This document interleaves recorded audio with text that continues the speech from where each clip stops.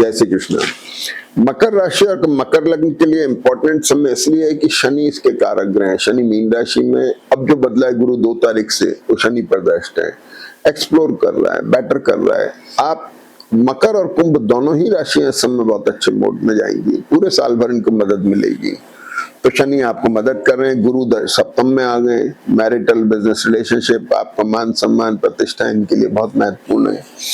अच्छा समय चल रहा है, गुरु वर्गोत्तम में है, लेकिन गुरु यहाँ पर 3rd और 12th लॉर्ड हो गए। मैरिटल बिजनेस रिलेशनशिप में थोड़ा ओपन माइंडनेस आके कुछ निर्णय लेने की स्थिति बन रही है। शुक्र बुध 6ठे स्थान में, बुध यहाँ 6ठे स्थान में, बुध लाइबिलिटीज के कारक हैं, तो एक्सपेंडिचर हो रहे हैं, ट्रेवल हो रही है, प्लेजर ट्रिप पे जा रहे हैं, कुछ लग्जरी प्रॉन चीजों में इन्वेस्टमेंट हो रहे हैं। तो कहीं ऐसा ना हो कि लाइबिलिटी क्रिएट हो जाए, इसका थोड़ा ध्यान रखने की जरूरत है। सूर्य आपके अष्टमें छुए मंगल बुध के बीच में, जो hernia, appendix, stone, arthritis, sugar के कारक हैं।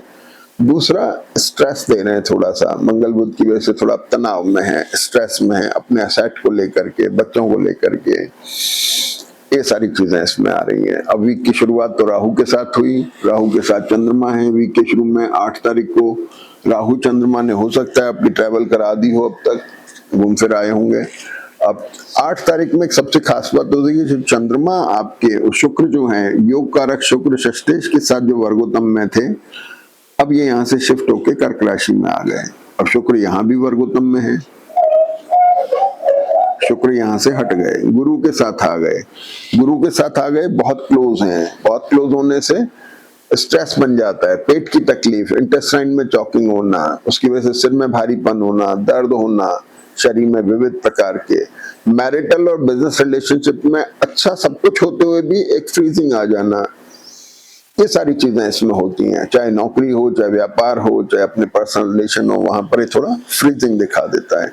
शुक्र योग कारक है, एक अच्छा साइन है, गुरु के साथ बैठ के बहुत अच्छा कॉम्बिनेशन बन रहा है।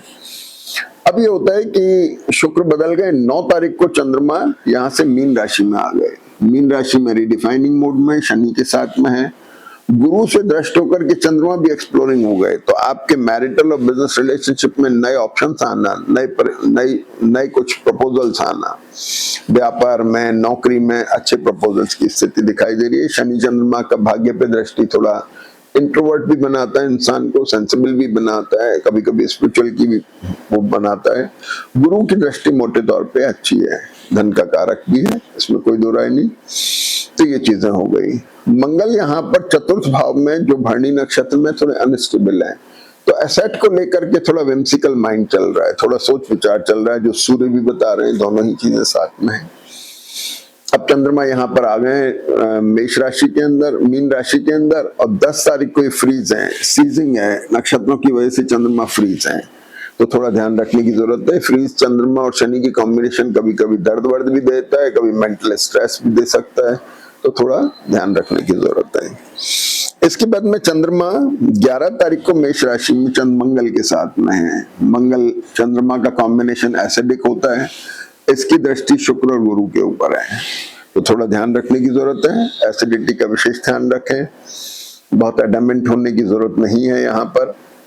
और मेष में चंद्रमा फिर 11 तारीख को वर्गोत्तम में, सुबह 8:11 से 13:54 तक अच्छा समय, जिससे आप अच्छे बिजनेस मीटिंग्स में, नए बिजनेस टाई-अप्स में, या नई ज्वाइनिंग में, किसी में भी अच्छे में काम में ले सकते हैं। 11 को एक अच्छी घटना और होती है कि शुक्र का वर्गोत्तम कैरेक्टर तो खत्म होता है, लेकिन ये शुक्र पुष्य नक्षत्र में आ जाते हैं। पुष्य नक्षत्र का शुक्र इस कॉम्बिनेशन को बहुत एक्सप्लोरिंग बनाता है, जो मैरिटल और बिजनेस रिलेशनशिप के लिए बहुत अच्छा है, कामकाज के लिए अच्छा है, आपकी नौकरी के लिए अच्छा है। तो शुक्र योग का रखे, गुरु के साथ बैठ करके बहुत एक्सप्लोरिंग है, मतलब इतना अच्छा कॉम्बिनेशन बन रहा है, आपको इसका पूरा फायदा उठाना चाहिए।